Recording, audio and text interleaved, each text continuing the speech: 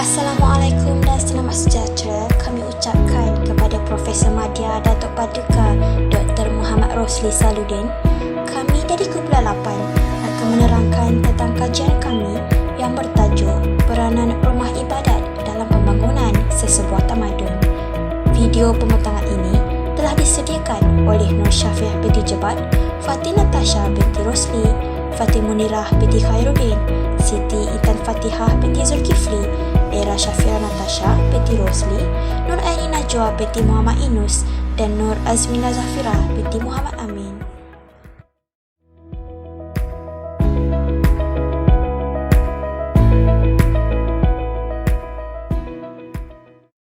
Sebagai pengenalan, di Malaysia setiap individu berhak mempunyai kebebasan untuk menganuti dan mengamalkan ajaran agama masing-masing, dan ini adalah seperti yang tertakluk dalam perlembagaan. Dan menurut Syamsul Amri, agama dapat ditakrifkan sebagai hubungan antara manusia dengan sesuatu kekuasaan luar biasa yang dianggap dapat memberi perlindungan kepada mereka. Dan kajian yang kami lakukan ini adalah untuk mengenal pasti peranan rumah ibadat dalam membangunkan sesebuah tamadun, khususnya bagi agama-agama yang terdapat di Malaysia seperti agama Islam, agama Kristian, agama Hindu dan agama Buddha. Bagi bahagian latar belakang, saya akan menerangkan tentang 4 jenis rumah ibadat bagi 4 agama yang terdapat di Malaysia, iaitu yang pertama, rumah ibadat bagi umat Islam, masjid. Dan masjid merupakan binaan yang selaras dengan ketamadunan yang pernah dibina oleh Nabi Muhammad SAW, iaitu bangunan pertama yang baginda bina setelah berhijrah dari Mekah ke Madinah. Dan masjid menjadi platform bagi para muslimin dan muslimat untuk menimba ilmu agama dengan adanya berbagai aktiviti keagamaan. Dan antara masjid yang terkenal di Malaysia adalah seperti Masjid Sri Sendayan yang terletak di Negeri Sembilan dan juga Masjid Krista iaitu di Terengganu. Yang kedua iaitu gereja merupakan tempat ibadat bagi pengayuran agama Kristian. Dan di Malaysia terdapat pelbagai jenis aliran agama Kristian seperti Roman Katolik, Anglican, Baptis dan banyak lagi. Dan kemunculan agama Kristian di Tanah Melayu boleh dilihat sewaktu kemunculan orang-orang Nestoria dan para pedagang di Melaka sebelum penaklukan Portugis sekitar tahun 1511. Ibadat yang ketiga iaitu kuil berfungsi sebagai institusi keagamaan bagi masyarakat India dengan menjalankan aktiviti keagamaan dan upacara yang sering diadakan pada setiap perayaan agama Hindu.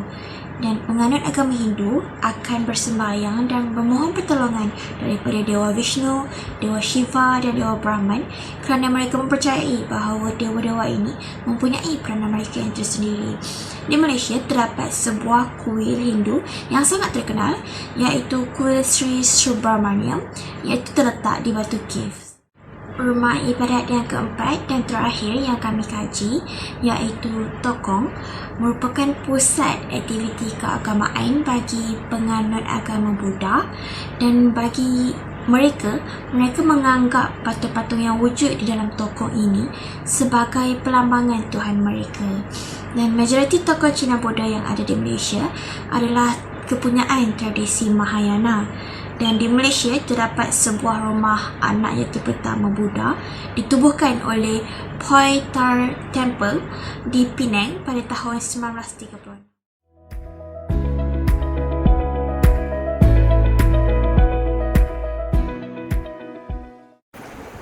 Pengkaji telah mengenal pasti beberapa permasalahan kajian dalam kajian ini. Antaranya ialah tidak semua individu yang memahami serta menghormati peranan rumah ibadat dalam pembangunan sesebuah tamadun.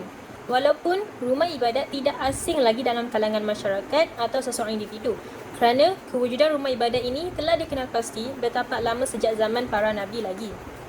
Seterusnya, tidak semua individu memahami serta menghormati konsep rumah ibadat kerana terdapat segelintir individu yang tidak mendekatkan diri mereka dengan aktiviti keagamaan tersendiri.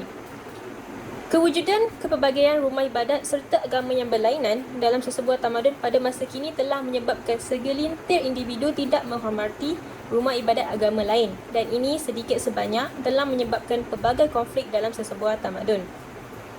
Oleh itu, peranan rumah ibadat dalam pembangunan sesebuah tamadun perlu dihayati dan difahami oleh setiap individu, tidak kira bangsa dan agama dalam sesebuah tamadun, agar dapat mengelakkan konflik yang lebih besar pada masa yang akan datang.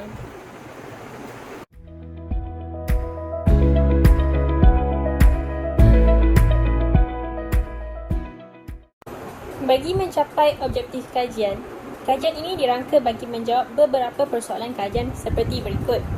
Yang pertama, apakah peranan rumah ibadat dalam pembangunan sesebuah tamadun? Yang kedua, apakah sumbangan rumah ibadat dalam pembangunan sesebuah tamadun? Yang ketiga, apakah perkembangan rumah ibadat dapat membangunkan sesebuah tamadun? Yang keempat, apakah faktor-faktor yang menyebabkan rumah ibadat dapat membangunkan sesebuah tamadun?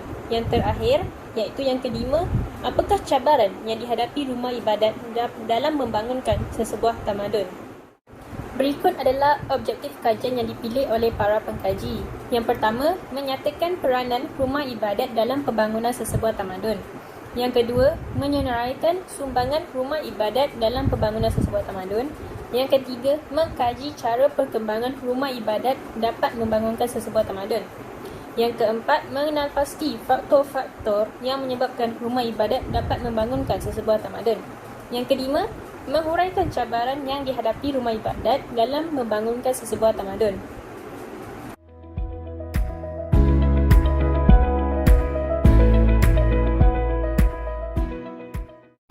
Seterusnya adalah kepentingan kajian. Para pengkaji telah menyeraikan beberapa kepentingan dalam kajian ini.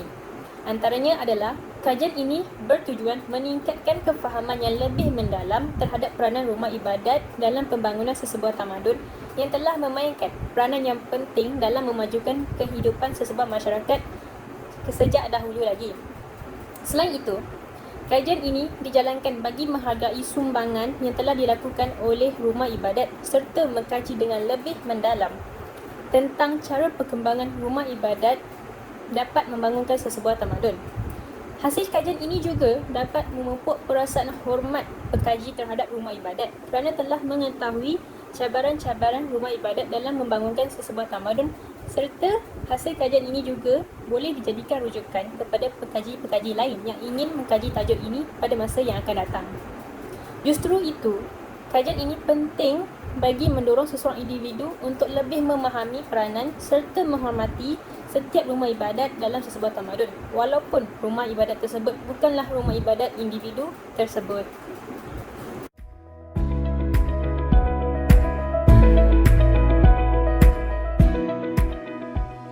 Pengkaji telah membataskan kajian ini kepada perkara-perkara tertentu sahaja supaya skop kajian tidak terlalu luas. Antaranya adalah, pengkaji telah memilih peranan rumah ibadat dalam pembangunan sesebuah tamadun, di mana kajian ini hanya terbatas kepada perkara-perkara yang berkaitan dengan peranan rumah ibadat sahaja.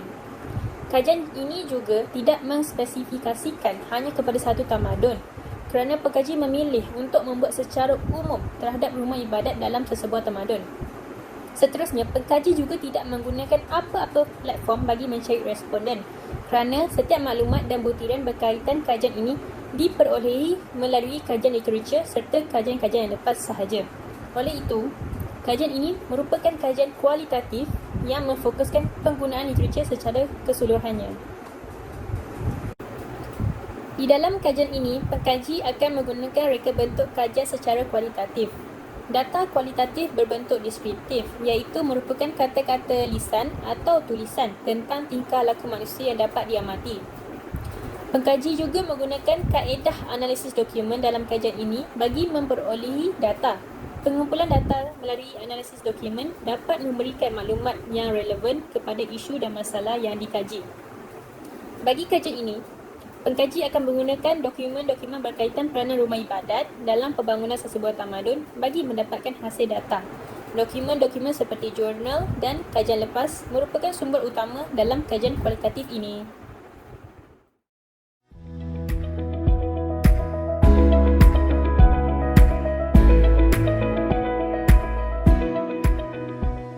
Baik, jadi saya khususkan untuk peranan rumah ibadat. Rumah ibadat mempunyai banyak peranan yang penting untuk pembangunan tamadun, dan antaranya ialah berfungsi sebagai tempat ibadah sendiri. Jadinya masyarakat menggunakan tempat ibadah untuk melakukan aktiviti-aktiviti keagamaan seperti sembahyang, solat, dan juga membaca Al-Quran dan pelbagai-pelbagai upacara yang berkaitan dengan keagamaan mengikut agama masing-masing, iaitu Hindu, Buddha dan juga Islam. Rumah ibadah juga berfungsi sebagai tempat pendidikan dan juga penyebaran ilmu. Pendidikan pada awalnya hanya pada skop keagamaan, namun meluas dengan ilmu-ilmu duniawi dan juga ilmu-ilmu yang membantu pelajar-pelajar ataupun orang-orang yang terlibat dengan pendidikan dan juga ilmu di tempat ibadah ini. Semakin pendidikan meluas di tempat ibadah, mereka juga meningkatkan ilmu dan juga kemudahan seperti pengajar sendiri, dan juga sebagai contoh dalam Islam, pada abad keempat, pelatih-pelatih da'i telah dilatih dan juga dihantar ke tempat-tempat tertentu untuk meluaskan ilmu dan juga menyampaikan ilmu pada penduduk-penduduknya. Seterusnya, elemen perpaduan juga penting dan dapat memupuk melalui pelibatan masyarakat di rumah ibadah. Bagaimana ia dapat memberi dan juga menyemai rasa perpaduan itu dalam masyarakat, iaitu mereka melakukan pelbagai aktiviti-aktiviti sosial seperti membantu orang yang memerlukan, kebajikan dengan sukarela, dan juga mereka melakukan perjumpaan yang kerap dan juga perbincangan. Perkara-perkara ini dapat mengeratkan mereka lagi dan dapat membantu mereka lebih memahami antara satu sama lain. Jadi mudah untuk perpaduan itu.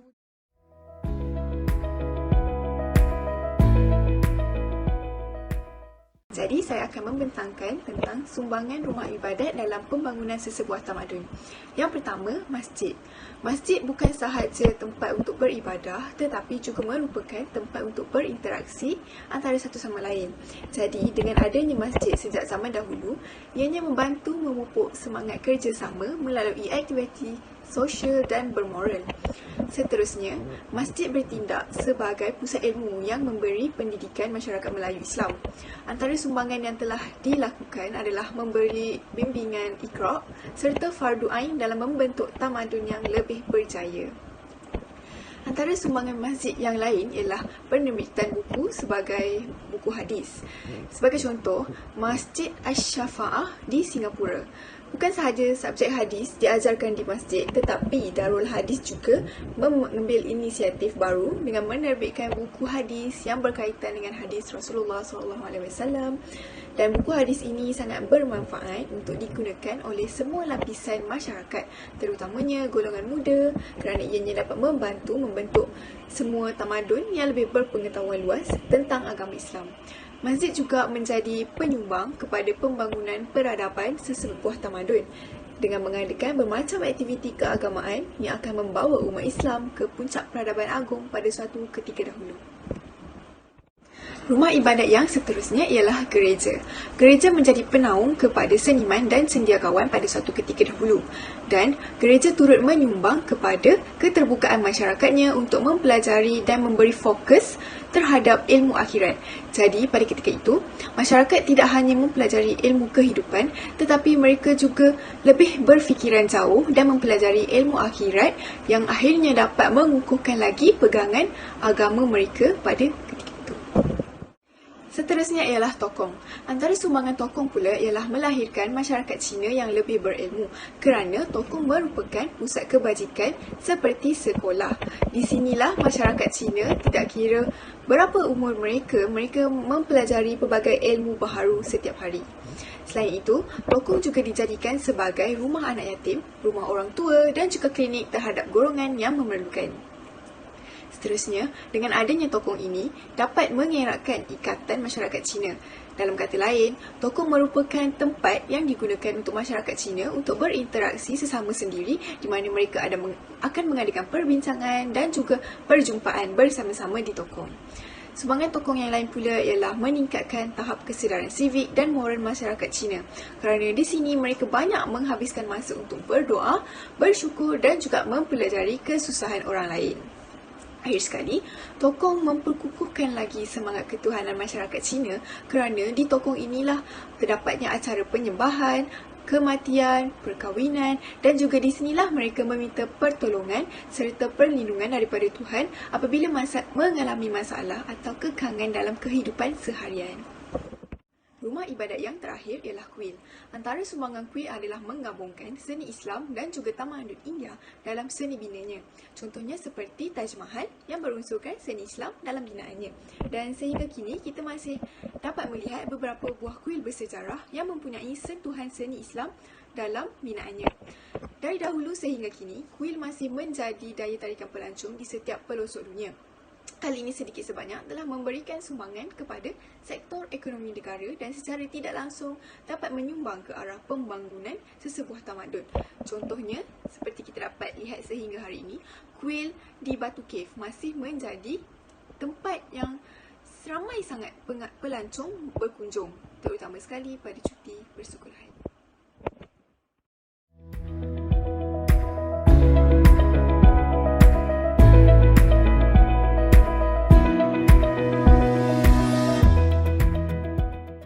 Ibadah sebagai berkembang sebagai pusat pentadbiran. Pada peringkat awal kemunculan tamadun, ada setengah tamadun menjadikan istana sebagai pusat pentadbiran. Sebagai contohnya Tamadun Hang Ho. Tamadun Hang Ho menjadikan istana sebagai pusat pentadbiran kerana raja menjadi pemerintah. Raja ni jadi pemerintah tanpa pengesahan politik. Maksudnya raja ni dia akan turunkan kuasa dia kepada anak lelaki dia sahaja. Maksudnya orang luar tidak boleh campur tangan. Tapi berbeza sama sekali dengan tamadun Islam. Tamadun Islam menjadikan masjid sebagai pusat pentadbiran, di mana sebagai contohnya mereka menjadikan masjid sebagai pusat pengumpulan zakat sebelum zakat tersebut diagihkan kepada golongan-golongan yang memerlukan. Okey, perkara ini juga berlaku di tanah Melayu. Di awal kemunculan Melaka, rumah ibadat yang dijadikan sebagai pusat pentadbiran ini juga dilaksanakan oleh golongan kapitan Cina. Mereka menjadikan Tokon Chen Hong Ten sebagai pusat pentadbiran. Selain daripada itu, mereka juga menjadikan Tokon ni sebagai mahkamah bagi undang-undang Cina. Rumah ibadat berkembang sebagai pusat pembangunan masyarakat. Cubaan membendung gejala sosial pada masa kini harus dilakukan bagi melahirkan masyarakat yang berakhlak. Seperti yang kita sedia maklum, gejala sosial pada zaman sekarang ni sangat membimbangkan. Kegiatan seperti mencuri, merompak, membunuh dan sebagainya semakin meningkat. Jadi, bagi melahirkan masyarakat yang berakhlak, rumah ibadat memainkan peranan yang penting. Kerana bagi menjamin kemajuan sesebuah tamadun, sesebuah masyarakat itu memainkan peranan yang sangat penting. Kerana tamadun yang maju menunjukkan bahawa masyarakat mereka ialah sebuah masyarakat yang berakhlak, seperti bersopan santun, tidak melakukan jenayah, beramah dan sebagainya. Rumah ibadat ni sepatutnya tidak difokuskan kepada keagamaan semata-mata. Ianya harus menjadi platform untuk menjamin pembangunan masyarakat. Sebagai contohnya, seperti yang saya katakan kali tadi, rumah ibadat ni selain daripada aktiviti keagamaan, rumah ibadat boleh menganjurkan pelbagai aktiviti yang boleh mengeratkan hubungan antara penganut sebagai aktiviti sukan ataupun program-program yang berfaedah. Rumah ibadat sebagai pusat pendidikan. Saya rasa perkara ini tidak lagi asing kerana memang seperti kita tahui, sejak daripada dulu lagi pendidikan sangat ditekankan dalam setiap tamadun. Dan setiap tamadun ni mereka mempunyai sistem pendidikan mereka yang tersendiri. Ada yang menjadikan istana sebagai pusat pendidikan, ada yang sebelum membina sekolah-sekolah ataupun pusat-pusat belajar. Sebagai contoh, tamadun India, pembelajaran pada zaman Vedic diajar oleh golongan Brahmin di kuil, di mana mereka hanya fokus untuk kehidupan selepas mati dan fokus kepada kitab. Tamadun Mesir pula menjadikan kuil-kuil yang terkenal sebagai pusat pendidikan, tetapi pendidikan yang mereka sediakan terhad kepada golongan bangsawan sahaja. Namun pada masa kini pendidikan tidak lagi didiskriminasikan, tidak terhad kepada keagamaan semata-mata dan tidak terhad kepada golongan bangsawan sahaja. Rumah ibadat seperti yang kita lihat di Malaysia juga menyediakan rumah-rumah ibadat di Malaysia menyediakan pendidikan tanpa mengira kasta. Itu perkembangan rumah-rumah ibadat di Malaysia bukan sahaja menyumbang kepada dari segi keagamaan, tapi juga menyumbang dari segi ekonomi di mana rumah-rumah ibadah di Malaysia ni sangat terkenal sebagai tarikan pelancur seperti yang saya bagi tahu di awal pembentangan. Masjid Negara, Batu Cave dan Tokong Jet Temple tu, di mana tidak lagi terhad untuk keagamaan semata-mata dan juga tidak terhad kepada pengganutnya sahaja. Oleh itu, rumah ibadah ni sangat memainkan peranan yang penting.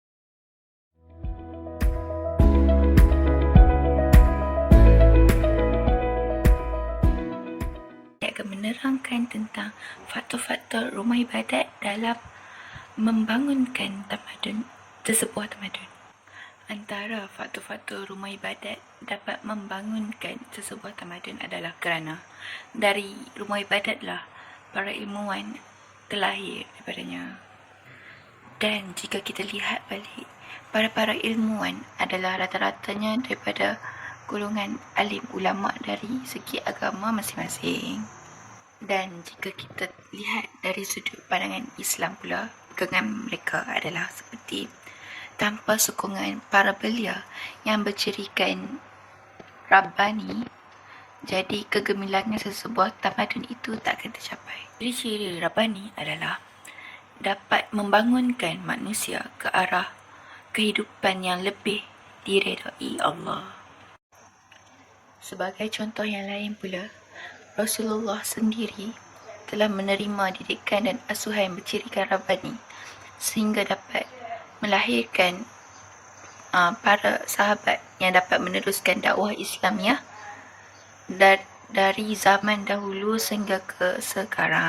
Selain itu, rumah ibadat dapat membangunkan sesebuah tamadun adalah kerana rumah ibadat berfungsi sebagai tempat pembelajaran dan kegiatan ekonomi, di mana rumah ibadat menjadi one-stop center untuk masyarakat yang ingin mengembangkan ilmu pengetahuan mereka. Jadi di sini jelaslah bahawa dengan berkembangnya ilmu pengetahuan, maka berkembanglah sesebuah tamadun itu. Dan akhir sekali, faktor rumah ibadat dapat membangunkan sesebuah tamadun adalah kerana rumah ibadat berjaya melahirkan banyak institusi terawal daripadanya. Dan terdapat banyak hubung kait antara institusi wakaf dengan pendidikan umum. Sebagai contoh, Masjid Quba telah diwakafkan sendiri oleh Rasulullah SAW untuk dijadikan sebagai institusi yang terawal. Dan tidak lupa juga kepada Universiti Al-Azhar di Kahirah kerana telah menjadi salah sebuah institusi pendidikan tinggi yang turut dibiayai melalui sistem wakaf. Dan kita tahu ramai para cendekiawan golongan bijaksana yang lahir daripada Universiti Al-Azhar ini. Jadi dari sini berkembanglah tamadun itu.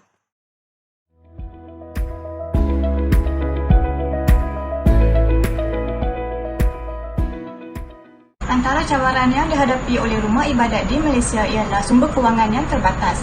Hal ini telah menjadi cabaran utama rumah ibadat di Malaysia untuk menjalankan pelbagai aktiviti maupun program dalam membangunkan sesebuah tamadun. Sumber kewangan yang terhad juga menyebabkan terdapat setengah rumah ibadat yang menghadapi masalah untuk memenuhi keperluan rumah ibadat mereka. Sebagai contoh, berdasarkan artikel yang dipaparkan oleh Selangor Kini pada tahun 2019 menunjukkan bahawa kaki tangan Tokong Buddha mengalami beberapa masalah kewangan yang berkaitan tanah dan juga prasarana mereka. Mereka yang juga menguruskan program keagamaan, kebajikan dan pendidikan masyarakat mengakui cabaran dari segi kewangan dan berharap bantuan daripada kerajaan dapat sedikit sebanyak membantu mereka menjalankan aktiviti keagamaan tanpa halangan. Selain itu, kekurangan atau tiada prasarana yang disediakan buat orang kurang upaya OKU di setengah rumah ibadat merupakan juga salah satu cabaran yang dihadapi rumah ibadat di Malaysia. Kekangan ini telah menyebabkan golongan orang kurang upaya mengalami kesukaran untuk melakukan ibadah di rumah ibadat. Berbagai masalah berkaitan kemudahan bagi orang kurang upaya ini juga turut menjadi perbincangan hangat bagi kalangan kaki tangan keagamaan di negara ini. Misalnya, terdapat prasarana yang dibina di masjid namun tidak membantu seperti rem yang terlalu tinggi, lift yang tidak berfungsi serta tempat letak kereta bagi golongan OKU yang disalahguna oleh orang awam. Jika kaki tangan rumah ibadat serta kaki tangan keagamaan tidak menemui jalan penyelesaian bagi masalah ini, maka hasrat untuk menjadikan rumah ibadat sebagai tempat pembangunan sesebuah tamadun adalah amat sukar untuk dilaksanakan. Cabaran terakhir ialah cabaran kekangan masa dan juga tenaga dari golongan sukarelawan. Perkara ini telah menyebabkan aktiviti menggerakkan rumah ibadat adalah sukar untuk dilakukan disebabkan kebanyakan sukarelawan mempunyai tanggungjawab dan juga komitmen masing-masing. Hal ini kerana aktiviti di rumah ibadat sememangnya amat memerlukan tenaga dan idea daripada golongan sukarelawan yang kebanyakannya berasal daripada golongan muda. Jika kekurangan tenaga sukarelawan, sesuatu aktiviti keagamaan itu pasti tidak dapat berjalan dengan lancar dan masalah ini akan menyebabkan masyarakat kurang berasa tertarik untuk berkunjung ke rumah ibadat akibat pengalaman yang tidak menyeronokkan semasa mereka menyertai aktiviti di rumah ibadat tersebut.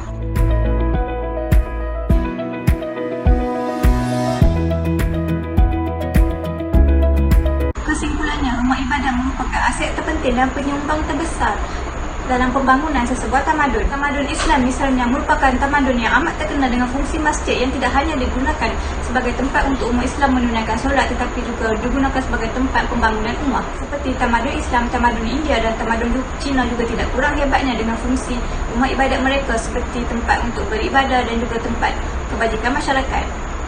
Justru itu amat penting bagi setiap anggota masyarakat yang beragama untuk melibatkan diri dalam aktiviti dan program yang dianjurkan oleh rumah ibadat.